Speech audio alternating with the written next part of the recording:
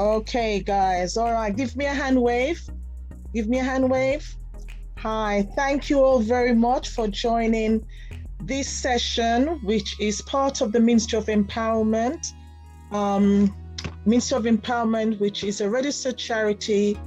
They're set up to support, encourage, and help individuals in whatever way we can. We've also got a support group, a cancer support group that's called T.R.U.S.T, which is trust, which means T for trust, respect, unity, strength, and togetherness. Do you think you remember that for later? Richard, you can remember that when I say what trust means? It's on your back of your screen there. Don't worry, darling. Thank you for reminding me. I will take it off soon. Thank you very much for reminding me. Okay. And today, it's not about male or female. It's about all of us today supporting and encouraging not just ourselves, but people, our family members and others. And tonight, I'm really, really glad to have with us as our guest speaker, Jeff. Usually when folks talk about prostate cancer, you think about men. But when I spoke to Jeff, and he was actually talking about how women can support other males, whether it be your husband or someone that's going through it. And I thought, wow, this guy is really inspiring. Look at him, look young and good, isn't it? It looks really nice. Oh dear, and I've got Brother John. All say, please, Brother John, promise me you are going to behave yourself. Promise me. Okay, Sister Alke will be with. But right now, I have great pleasure in handing over this session to Jeff. Please, can you give him a round of applause at this time? Come on, give him a round of applause. Right. Okay, Jeff, up to you. Thank you very much. We welcome you and thank you for taking up our invitation. Thank you very much. It's lovely to see everyone, here in the, group, this meeting. Richard's face look also familiar as well. Very familiar. Oh, yes, indeed. Yeah. Good to see you. Thank you. I'm gonna just go straight in. I'm Jeff Thompson. I also have a support group called Cancer Don't Let It Win. Now, I was diagnosed with prostate cancer April 2018. When I was first diagnosed, I thought to myself, this isn't real. I will cut a long story pretty short. I remember speaking to a friend of mine, who we used to spar together. I was involved a lot in the martial arts, karate, kickboxing, kung fu, and stuff like that. So I've found myself to be relatively fit. I remember when I went to the doctor and spoke to him, and I said, look, I'd like to get a PSA blood check. Basically just to, give a routine test to make sure that I was okay. Up on doing this, at first, I didn't actually know what prostate cancer was. To be honest, it's like, that was a new language to me. So I done some research and realized that, prostate cancer itself, it's a cancer that affects the male prostate, which is part of the reproductive system. Now, when I heard about that, obviously I became a little bit, spooked. And I thought, wow, none of us men really like, that area to be invaded. At first, I was a little apprehensive. And I remember speaking to my doctor. He said, okay, this is what we're going to do. We're going to do a blood test. So we done the PSA blood test. And then after that, he asked me, how do I feel about doing a rectal examination? At that time, I thought, that's a no-go zone for me. And, I feel rather embarrassed about that area being investigated. So, I said, okay, well, go ahead. I was so tense. that there's no way he was able to perform this, procedure smoothly, until eventually I had no choice but to relax. Once he had, reached the prostate, he then said to me that my prostate was lumpy. So I said, well, what do you mean by that? He said, well, your prostate is meant to be smooth. I went, okay. So he said, look, what we'll have to do is also send you for a biopsy. Now, my biopsy, to me, never heard of a biopsy on the prostate before. I thought maybe it's, a simple procedure. But anyway, I went ahead and I had this biopsy. I was told that, I'm going to get my results back in, say a couple of weeks and so on. Things started moving really fast. And at first I became a little concerned as to the speed of how things was dealt with. Kind of long story, rather short. I was then, diagnosed with prostate cancer. I remember walking into the hospital, and there I saw, the doctor and a lady from Macmillan, and they said to me, "Oh, did you come by yourself?" And I said, "Yeah," because I wasn't expected to hear any bad news or anything like this. So I sat there, and they said, "Yep, you've definitely got prostate cancer." I said, "Nah, you guys gave that to me. There's no way I've got prostate cancer. I'm too healthy. I'm too fit." I didn't feel any kind of, symptoms which most men will feel, as in, urgency of going to the toilet, erectile dysfunction, blood in your urine, the urge when you go to the bathroom to go to wee, you're standing there and you're waiting and it's just not happening. I had none of those symptoms whatsoever. The only pains that I was experiencing was back pain. And I've had this back pain going on almost 10 years. And they kept sending me back and forth to physiotherapy. And, so I thought, okay, it must be because of all the martial arts, the exercise, I've kind of overworked myself. It dawned on me that they could be right. It was almost March the 31st, I would say, around about that time, that I was actually diagnosed and positively say, yep, you have prostate cancer. Now, they gave me, a couple of weeks and so to think about my treatment. After a short time, I decided I've got cancer. I felt like my whole world was caving in. And the first thing I thought of was death. I haven't prepared this. I haven't done that. What am I going to do? How am I going to tell everybody? It was very, very difficult. However, I decided to call, the doctors, and I said, look, I'm going to have this operation. I want it out. I don't want to know that I've got anything, with cancer in my body. So I decided to have the robotic operation. Now, they set my appointment for the operation to be dealt with in August of that year, 2018. April the 6th, I was in hospital going through my operation. That was pretty soon. I got a phone call and they said, look, it's important that you take this date.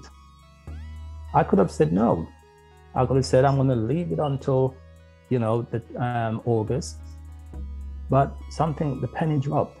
And I thought, let me not be ignorant here. Let me take this opportunity. I took the opportunity and I had the operation. Now, when I had the operation, I wasn't able to move. They put me back into recovery. I wasn't able to move. I couldn't get out of bed. As much as they forced me and tried and everything, there's no way my body was saying, you're getting out of bed. Because generally after the operation, they'll ask you, to move around because it helps. So this wasn't happening. I was in severe pain. I was in more pain than I was when I first experienced, back pain. I didn't understand what was going on. I was only supposed to be in hospital for about, they said maximum 2 to 3 days. I was in hospital roughly around about 2 weeks. Now, there was a young man across the way from me. He had an operation, same operation, and cutting a long story short, he passed away. I was very, very scared at that time. I'm thinking, hold on, if his operation was successful and so is mine, why is it that he's died? He passed. Yeah. So I sat back and I thought, this is interesting. Now, I was eating normally. Food was going into me, but it didn't dawn on me that food wasn't coming out. I was not able to go to the bathroom. Couldn't pass feces whatsoever. And because of this, the pain that was building up inside of me, because the feces was building up inside of me, was causing me not to be able to move properly. It is a long story, but I'm trying to cut it as short as possible. However, I said, to my partner, look, get me some mango, bring me some mango. Yeah. And it was very nice, ripe mango. And I tell you what, I enjoyed that mango beautifully. That mango just done the trick. Everything they gave me trying to get me to pass feces wouldn't work. But that mango did the trick. And maybe that's why they call it man-go. It made me go, all right? And so to be descriptive, when I look back in the basin, I thought, I can't call the nurse in here to look at this. It was embarrassing. I thought all of that inside of me, but yet I was happy because now I was able to go home. I remember going home, and it literally almost the next day, I was back in hospital. I had a mini stroke. Now I thought, wow, a mini stroke. I had to sit back and go, what is actually going on here? I couldn't understand why my body was broken down so badly. But through all of that, I felt I have to go on. I've got to, get better. I cannot be in hospital for the rest of my life. And all that was going through my mind is that, I call an inmate that passed away. I don't want to follow that person. That's what I was thinking. However, I got out of hospital, I went home, and I remember walking down the street and I wet myself. I thought, what is going on? I had no control of my urine. It was disgusting. And I decided I'm gonna keep myself in my home and not coming out. Couldn't deal with it. I felt less of a man. I felt like something was taken away from me that made me a man. It really, really mentally hurt and disturbed my thoughts. On 3 occasions, I looked over my balcony and I thought, jump. Just give up. Just go on. Just take your life. Nobody cares about you. You're useless to anybody now. I remember the 3rd time I looked and I thought, hold on a minute. Cancer didn't kill me. So why am I going to take my life? I'm going to fight this. And I did. And I fought and I fought. And I decided that I have to go on. And then my faith is what drove me. And when I sat back and looked at everything that was going on around me, I just thought I will never come out of this. I was in a dark place. I didn't really have, to be honest, the family support that I should have had. I stood alone for a very long time. I started examining myself over and over again. And then I just thought, hold on, what I need to do is understand what I've been through, study what I've been through to get rid of that fear. So I started to read up about other men that's had prostate cancer, some that survived, some that hasn't survived, some that are still living with it right now and going through hell. I just said, you know what? This is my purpose. I suddenly found my purpose. And again, sounded quite ironic, my purpose for living. Because whereas before, many people used to say to me, I'm somewhat all about myself. I'm all about how I look and how I feel. And I didn't really have that empathy for others. But having prostate cancer, they say it's a life-changing experience. It really is. Because I started to appreciate life even that much more. When I closed my eyes and I opened them again, I thank God. I thought, wow, because man couldn't keep me awake.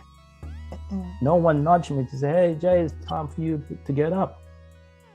But I woke up, and every day I woke up, I found it was a new day. And that new day strengthened me every minute. And I spoke to many. I spoke to, ladies, I spoke to men, and I've asked many questions. How do you guys cope? What have you done? A lot of these guys and ladies said, well, I supported my husband. A lot of the men said, my wife supported me. But one of the main issues for men, it was the fact that they had the fear that they will never be able to have an erection again. And that is one of the taboos that most men don't like to talk about. I then, myself was like that. I thought, without my friend downstairs being alive, being awake, what can I do? I must be utterly useless. And here's a story of one gentleman I spoke to. He said to me, one day he was lying in his bed after about 3 weeks out of coming out of hospital from having, the prostate removal. He hugged his wife at the time. And she turned around and said to him, let me go. Because if you cannot satisfy me, there's no point you holding me. At this point, this man felt like the earth could open and swallow him up. He gave up on life, because this is someone he's been with for 13 years of his life. 13 years. And because he's no longer active in the bedroom, his wife didn't want to know anymore. There's a lesson to be learned from that. So upon hearing this, I started looking into the emotional side of having prostate cancer and how important it is. The physical side goes hand in hand with the mental side. Now, the mental side is what you need to help to get you through. Mentally, it was difficult for myself. And I will speak about myself because every man's experience with prostate cancer is different. Okay? I remember when I said to my doctor, how long will it take before I can have an erection again? How long will it take before I can feel normal? My doctor at the time said, sometimes it depends. If you have what they call a nerve-sparing operation, it will generally take about 6 months, but you will never be able to have that same erection as you would before. I went 6 months. That's a long time. But 6 months passed. Nothing.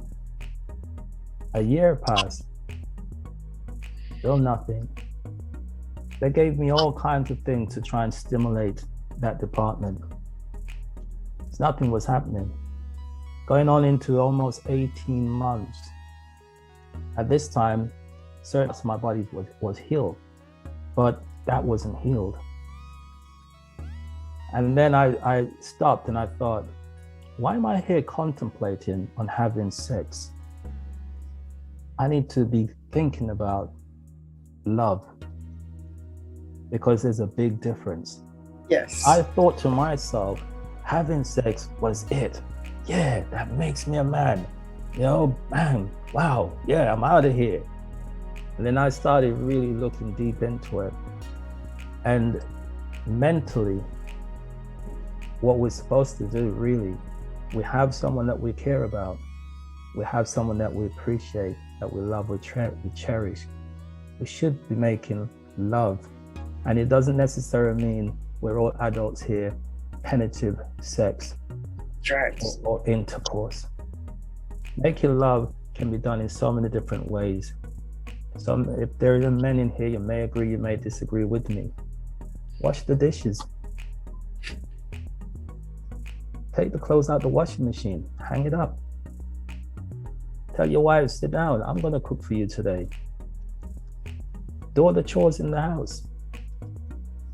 And you'll be surprised with the rewards that you will get. That is appreciating the person that you're with. And whilst a man's got prostate cancer and you have a wife, you have a partner, your partner is going through it with you. The battle is not just yours. Your partner becomes your support mechanism, your carer.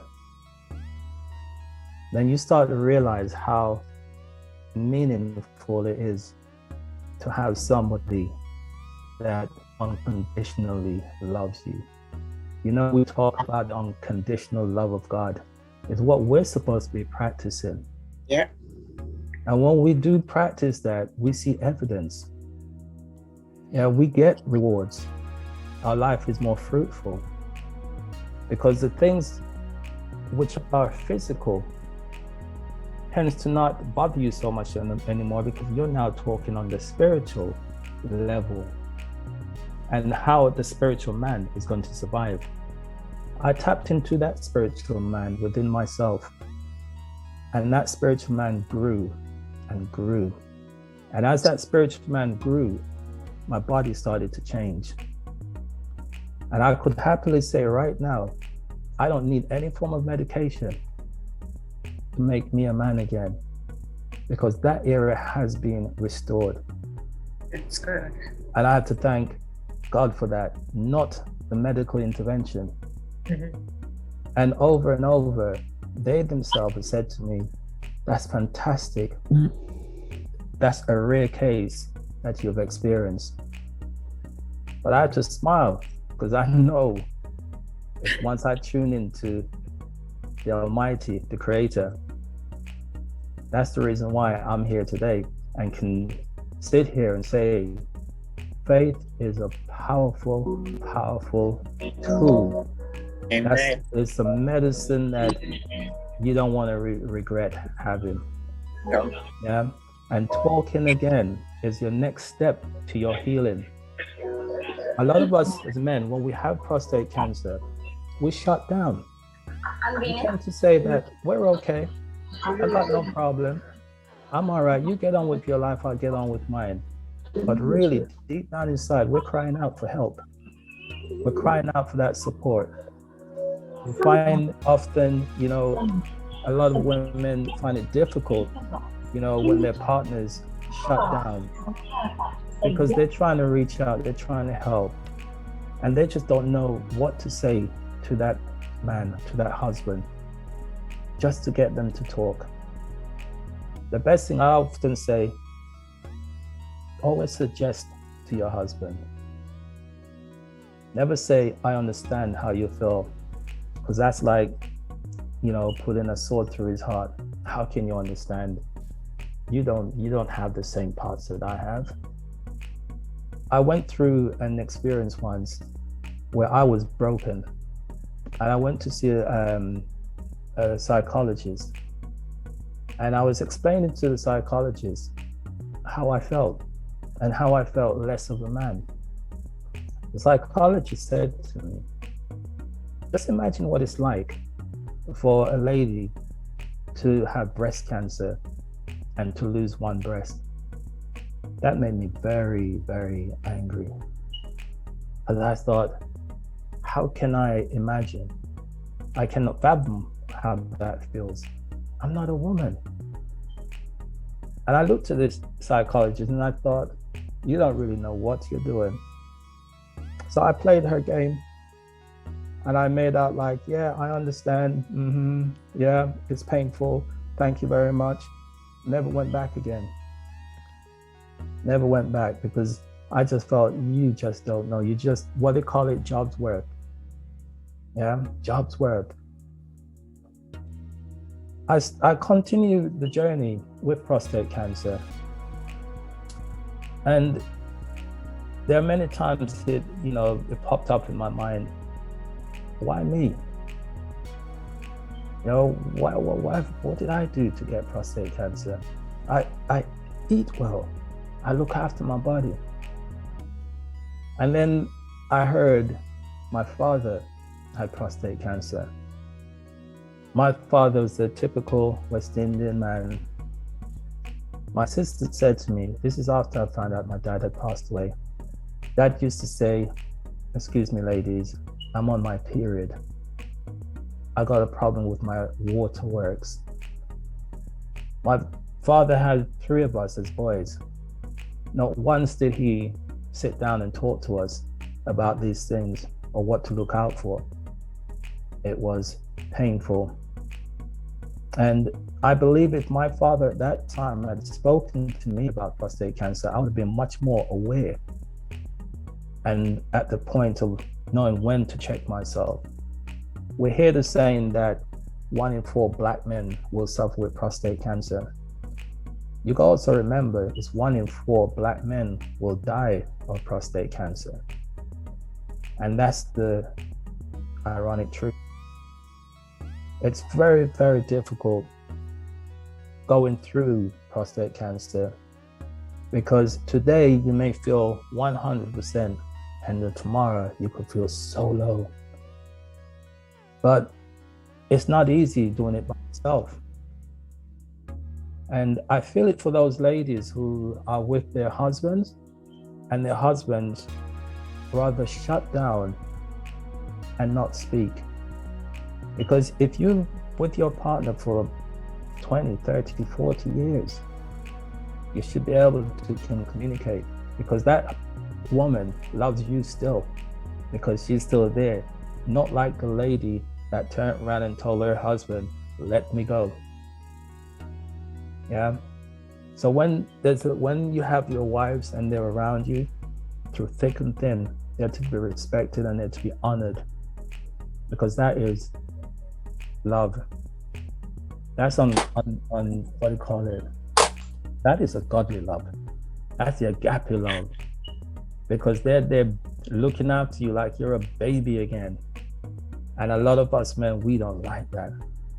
I'm a man, leave me alone. I could get on, leave me alone.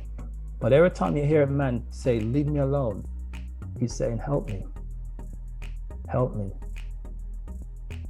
And it's important that as the wives or the girlfriends of someone with prostate cancer, it's important to be able to be silent and be quick to listen and watch the actions and the behavior of your partner, because sometimes they will call out for help, not verbally, but physically in their movements, you could see they need the help. No man is an island, and we should never stand alone. For the woman that we love, we should continue loving them even more. I remember hearing my father said, many years ago, when you find a wife, make sure it's that wife, when she gets old, when she gets sick, and everything starts to go south, you love her even more. because that person is still the same within that body. You must appreciate what you've been blessed with. And I honor that, and I've always maintained that in my thoughts. Prostate cancer, again, really disturbs a lot of us men. And the main thing is, believe it or not, is the fact again of erectile dysfunction. We have to always remember life is more important than having sex. Life is what God has given us, and only God could take it from us. If you look at the marathon runners, those people who are they may have lost a limb, or a bit disabled, and you look at them in the Olympics, they're more agile than some of us. And that's their leg that's gone. And here we are with something that we may think that chemically can help you become that man again. Nobody can't see it, but yet you walk around like the whole world is on your shoulder. I've lost everything. That shows that the mental state of a lot of men who are governed by their lower issues.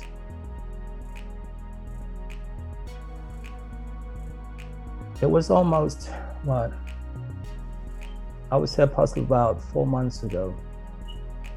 I had a call from a lady in America, and she said to me that her husband had prostate cancer.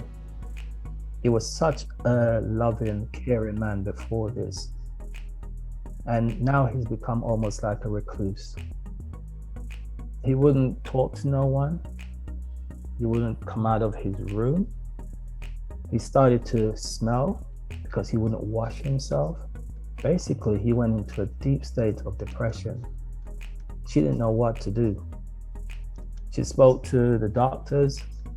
The doctors only could prescribe medication. I said to her, "Are you a woman of faith?" And she said, "Yes, I've been a Christian for 45 years. And your husband?" She said, "Yes, we've both been in the faith for 45 years. So I said, "It sounds like his faith is now being tested." She said, "I speak to him about God. He tells me to leave him alone."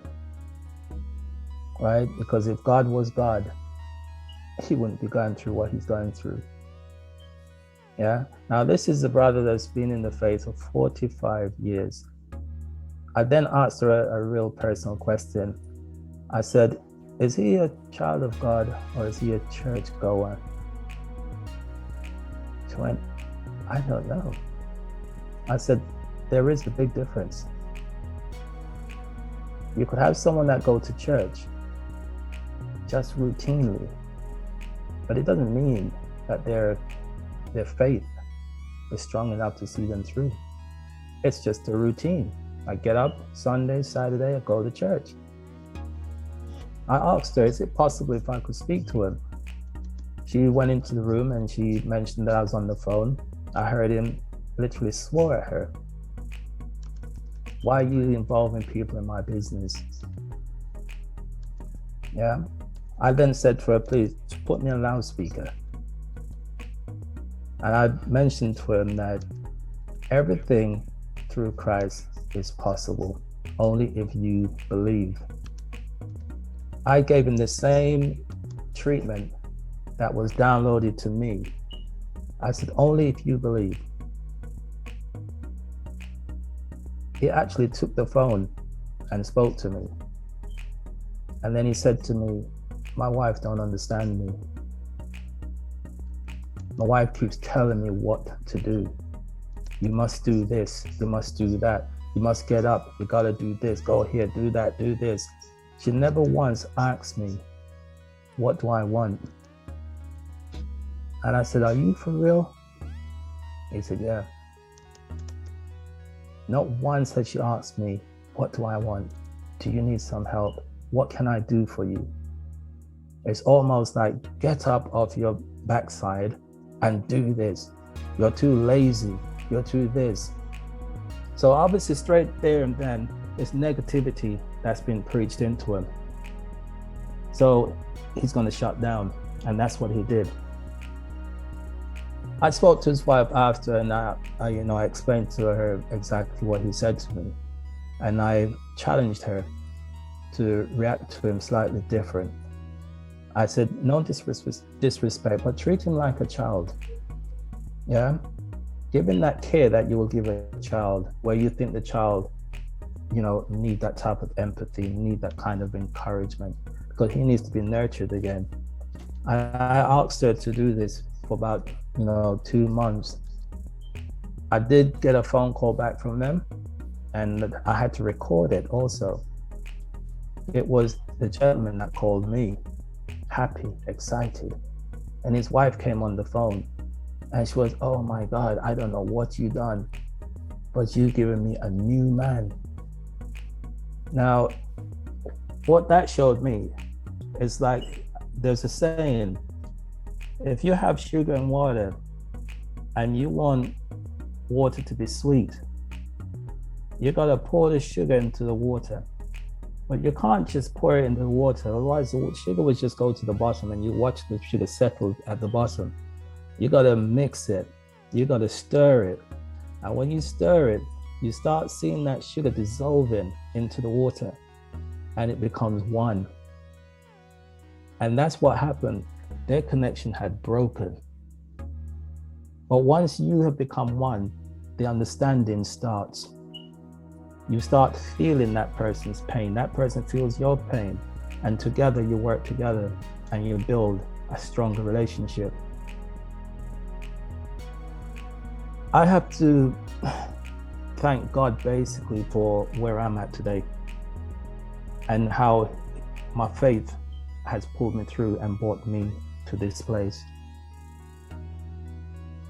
There are many times it's hard for men to speak out and express how they feel. But I'm saying, as a man, I learned how to cry. I released my tears. I got rid of all those, embarrassment. Oh, you shouldn't cry, you shouldn't do this. My daddy used to say, when I saw like bop my toe, he'd be looking at me, what you crying for? I'll give you something to cry about.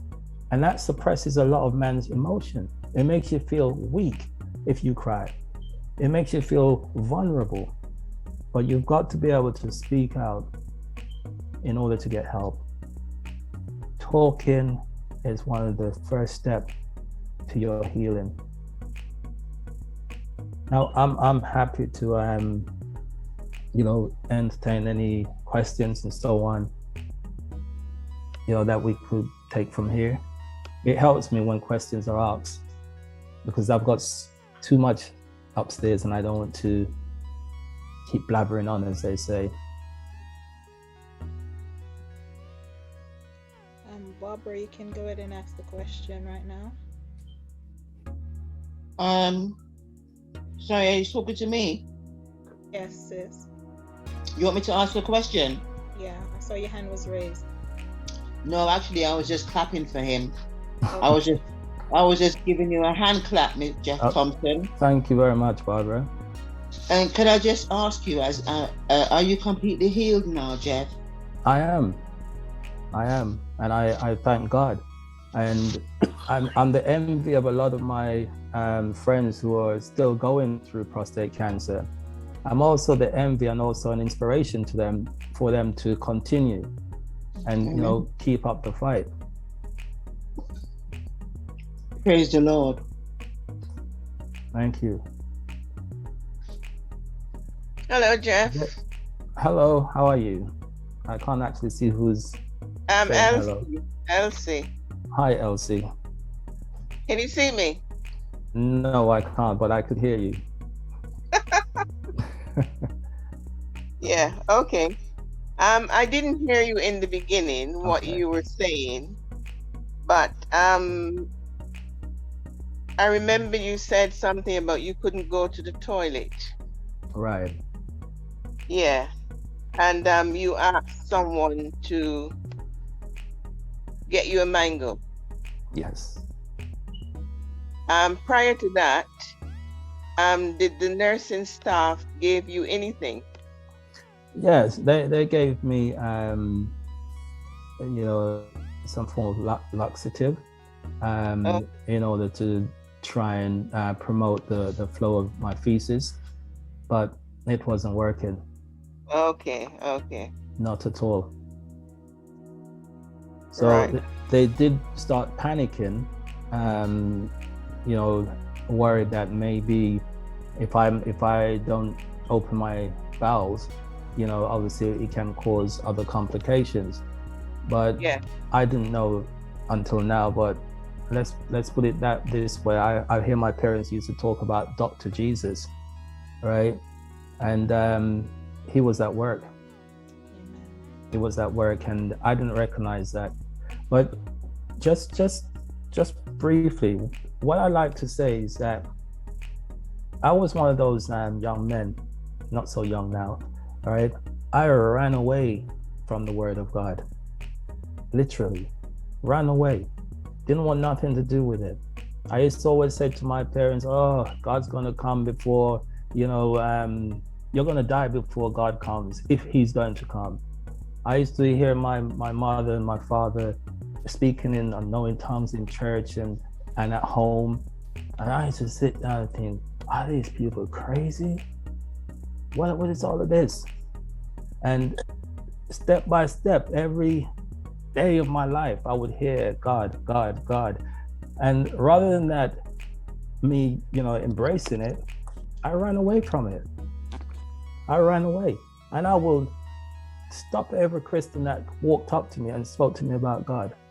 And then one day I remember saying to one particular person that witnessing to me that, I'm God. What are you going to do about it? That's what I said. I said, there is no God. I am God. If I could create something and I could break it up and remake it, then I'm God. So why do I need your God? And it even went to the point of me saying that they use God, as in the Christian, you know, to enslave us Black people and control us. So why do I want to be a part of that? And as a young man growing up, I used to watch other people's Christian life. And if they made a mistake, I go, I thought you was a Christian. Yeah. So every little mistake I was looking for in order to run away. Yeah. I'll feed you with something quickly also.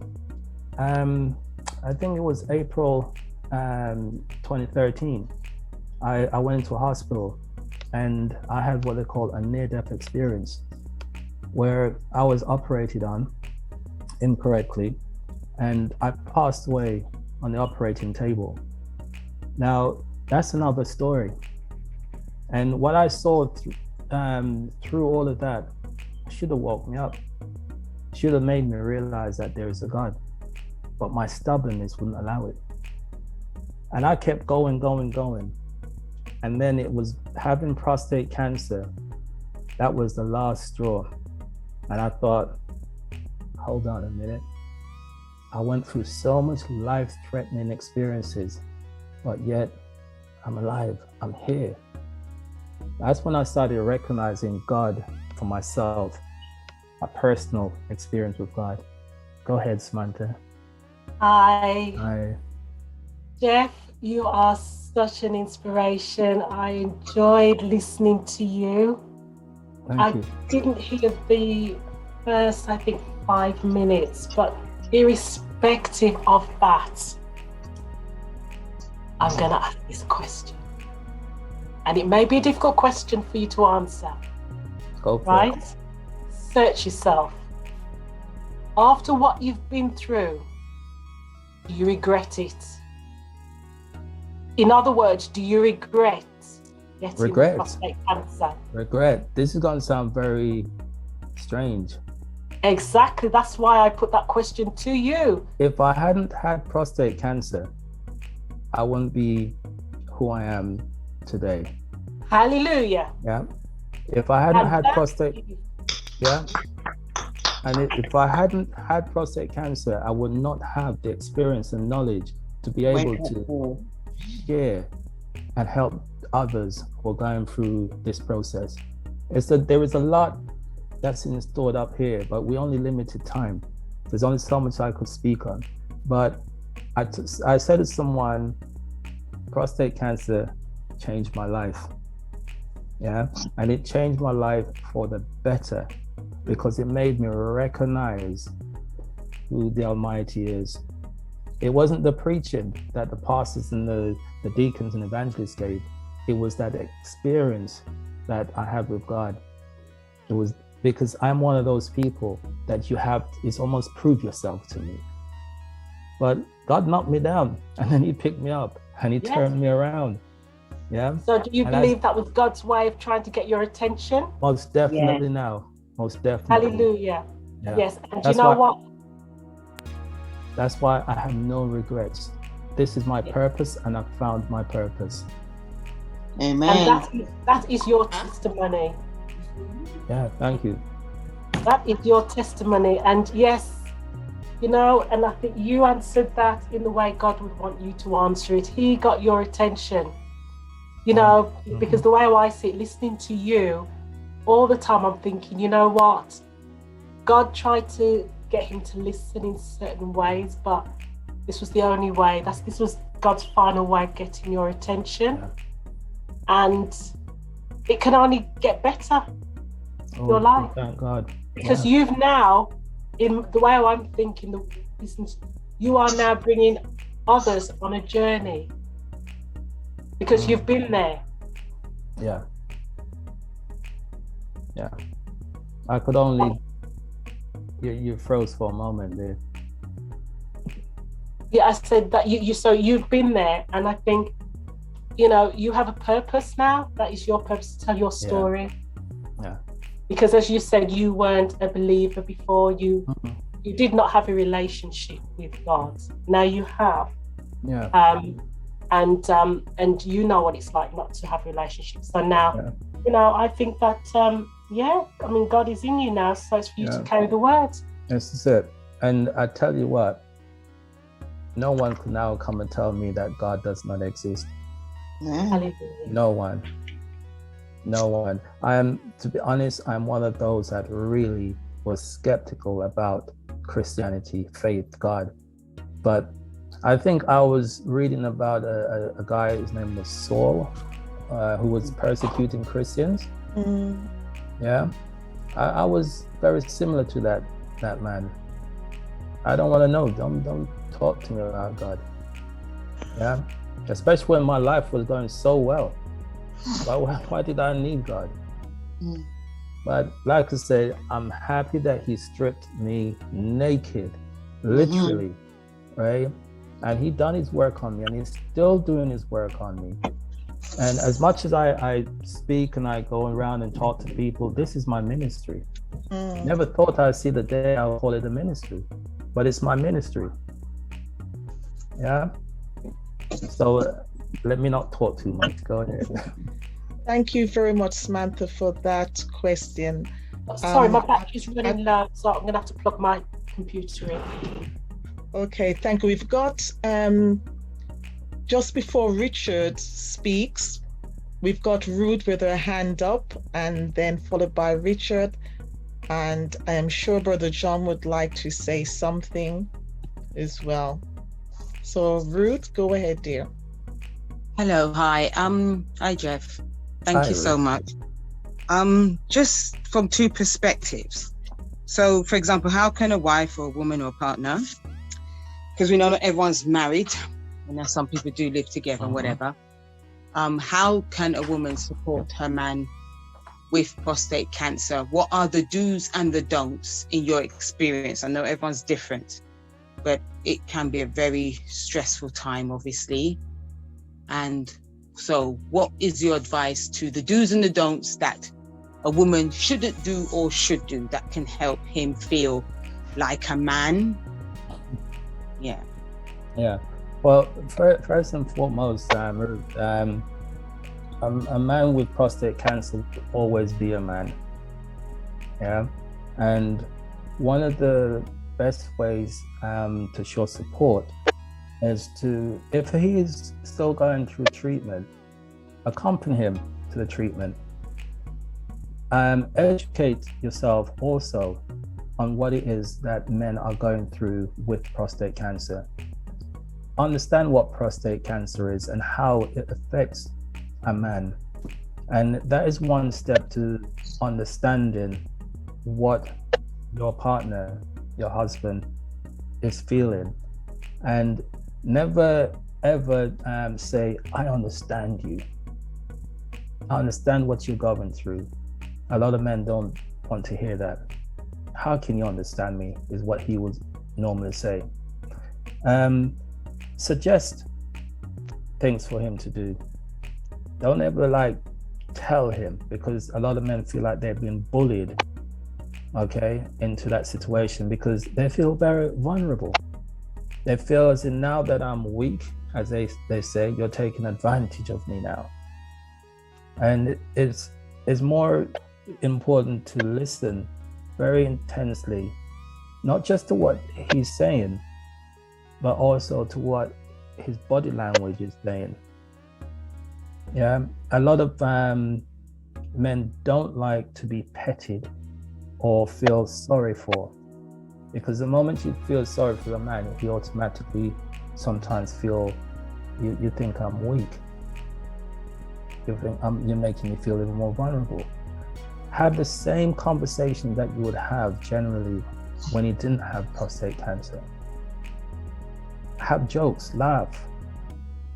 Keep up a good conversation. You still can go out. You still can, eat. You still can have a walk in the park. Just support and just try your best to understand his emotion and allow him to speak and express how he feels, and just be there to receive and not always to give. I hope that helps a little bit. There's much more details. Yes. Thank you. Thank you very much, Ruth. Now we go over to Richard. Oh, hi everybody. Yes, I'm here. I was invited here through a close associate. Jeff, we're familiar in terms of the work that's been done with Prostate Cancer UK. That's right. I must commend you, my brother, in sharing your story. And you're right, this is your journey in terms of your calling for such a time as this. The men in our community need to hear this, and not only the men, but the women as well. You articulate it very well. There's mainly, I believe, women on this call. And in terms of understanding the various emotions, the challenges that men go through. I myself was diagnosed with prostate cancer, share with you, quite a number of years ago, far back as 2013. My journey was different in terms of I went through a series of treatment. It took me a while before I had my first treatment. In fact, because of mistrust of the health service, and it wasn't an urgency that I needed to have immediate treatment. I went on what they call active surveillance process. But similar emotions, some of the challenges that you share, Jeff, that I have experienced on that journey. And certainly to say, like yourself, and to share with others, that I myself see that my remit is to share and to help to support others who are on this journey. So yeah, I commend you. I'm here to support you, Jeff, to back you up in what you've said. And also, I like the last question that the sister had raised.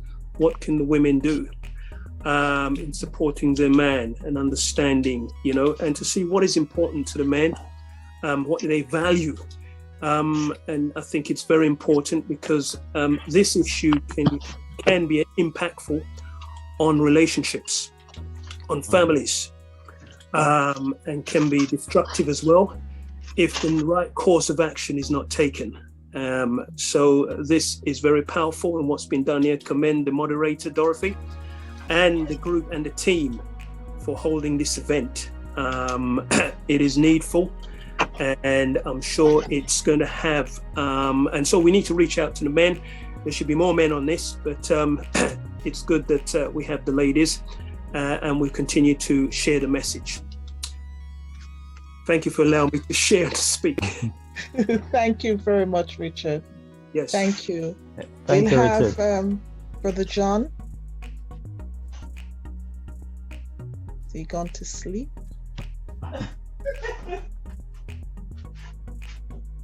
You need to turn your volume up. Cannot hear you.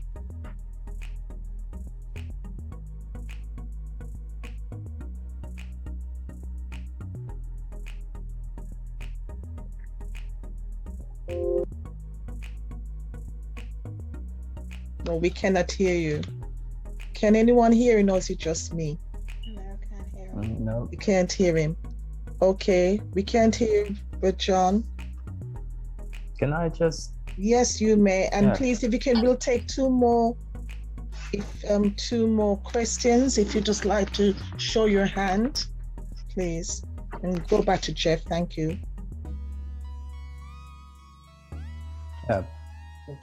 All right. Can I just quickly say, even though we hear the talk of prostate cancer only affecting men going over 45 upwards, upon intensive research that I've done whilst having prostate cancer, I came across a young man. He's 20 years old. He had aggressive prostate cancer. All right, 23-year-old and 27, 29, and also 30, 33, 38, 37, 40, 41, 42. Now, when I saw those statistics, I was very, very shocked. And then I thought to myself, there's not enough being done for us Black men who are suffering with prostate cancer. And if the statistics are so high, why is it that we are not being educated more at an earlier stage about prostate cancer until it's too late when we've got prostate cancer? So as someone had their hands up, I don't want to. Motherware. Yes, I worked at the hospital for a number of years, and the Black men in my community, they wouldn't come forward because they didn't like the the procedure, and that's a fact. Yeah. And in my community, we begged them to come, and many of them wouldn't come. I've spoken to roughly about 75 Black men, yeah, and I challenged them all to go and get tested. Now, 75 of them went and got tested, and I asked them all to bring back proof to me that you've been to be tested. And you know, out of 75 of those Black men, 40 of them had prostate cancer. One of them, when he found out, he only lasted 3 weeks and he died because the cancer he had was too advanced. And you know why he turned around and did not go and get tested? Yes, one, because of the embarrassment, and two, the procedure, they just thought it's intrusive. Yeah, I did remember when I came home after I had my treatment, I ran into the bathroom and I had a shower. I was just washing and washing and washing because I felt, I was invaded. I felt this is disgusting. Never experienced something like that in my life. And that's what's stopping a lot of us Black men from getting tested. But that's true. It's painful, and it hurts my heart when I see this. So, young people have been taught sex education, okay, in schools from they're like 10 years old. Why can they not teach young Black men about their prostate just to make them aware, okay, before it's too late? I'll leave it there. Thank you. Thank you very much. Any other hands? Right, let's go back to Ira, see if we can hear him at this time.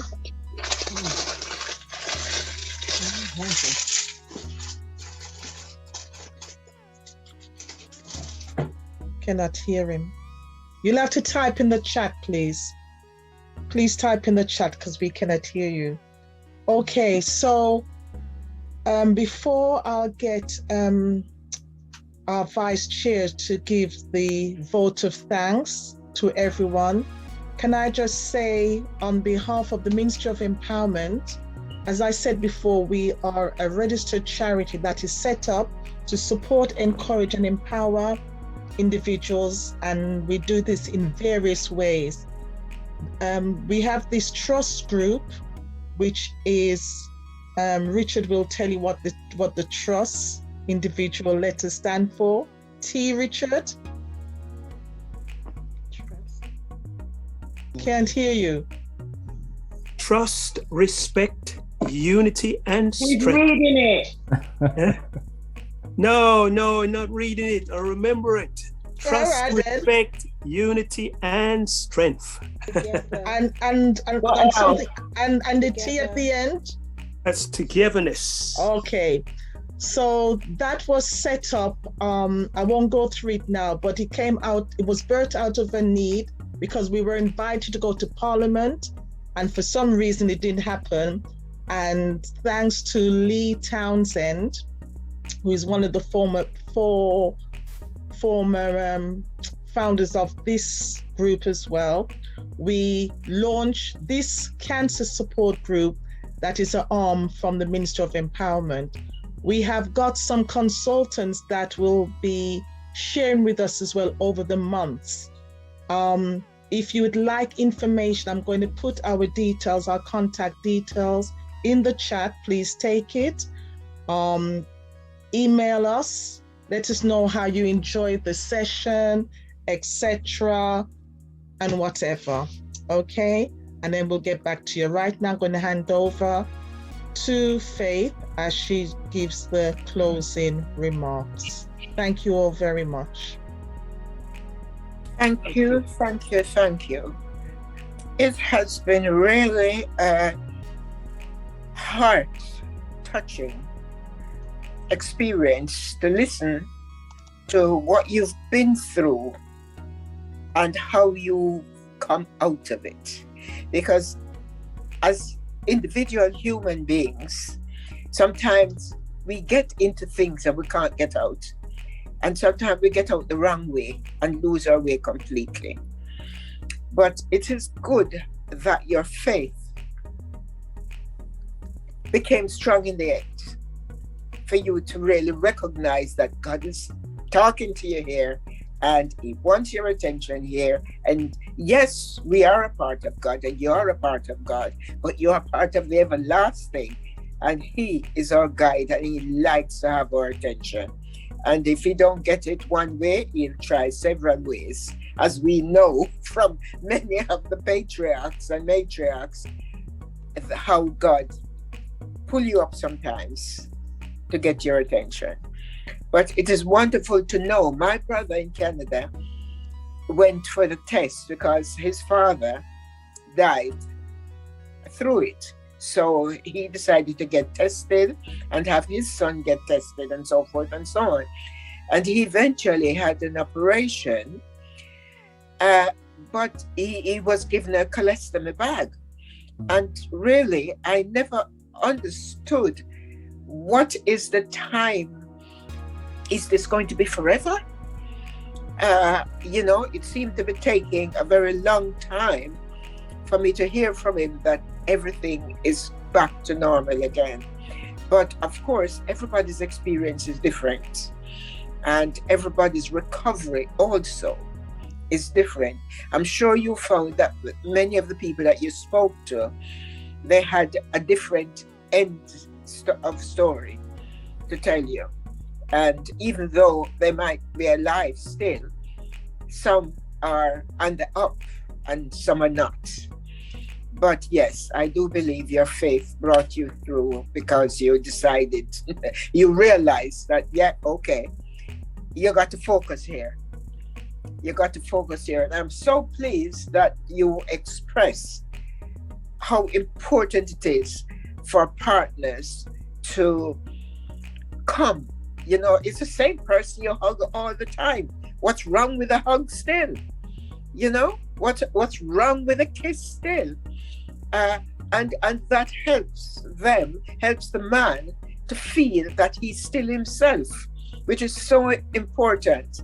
And I'm very glad to hear this. And no doubt I can tell you that should I have to speak to anyone else, and even when I speak to my brother again, I'm going to be doing a little more probing and passing on some of the advice that you gave to me, because he found that his wife, the relationship with his wife was on the down, and it made him feel away.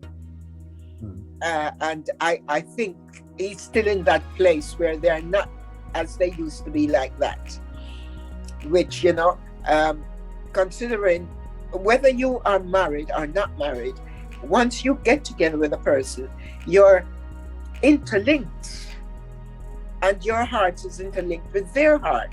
And even though it's only when you're married, they say for better for worse, in sickness or in health, I think when you love a person, that should come naturally. And whether they're ill or whether they're well, they're still that same person that you claim that you loved, and who loved you. So yes, I'm very, very pleased and excited about your expression of your experience and what it brought you through. And I'm very, very thankful that you agreed to come and talk and MOE, because it will help us also to help others, which is very important. You know, we have that saying, experience teaches wisdom. You gained a lot of wisdom from your experience, and you're passing it on. And that in turn will help us to help others. So I am grateful for your partaking this evening.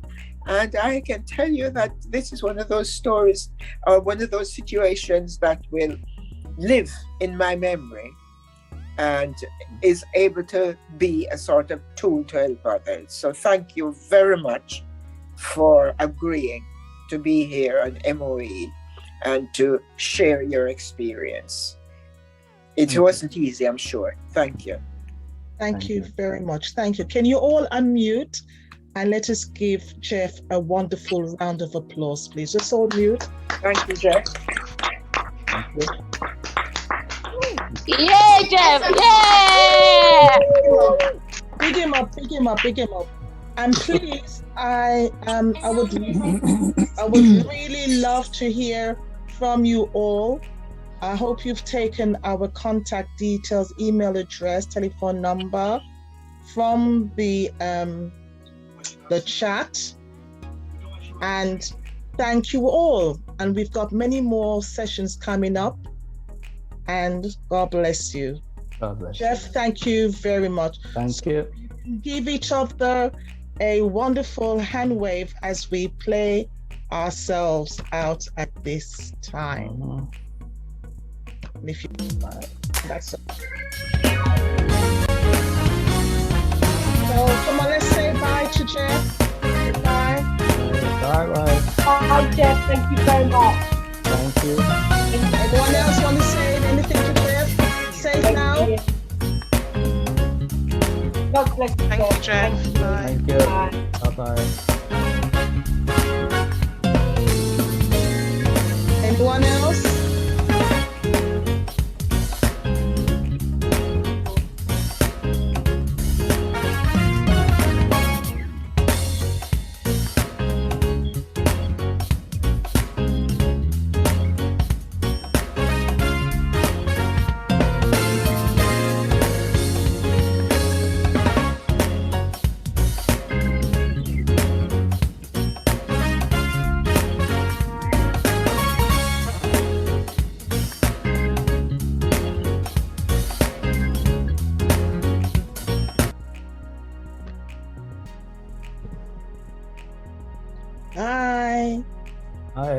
Thank you all very much. God bless you.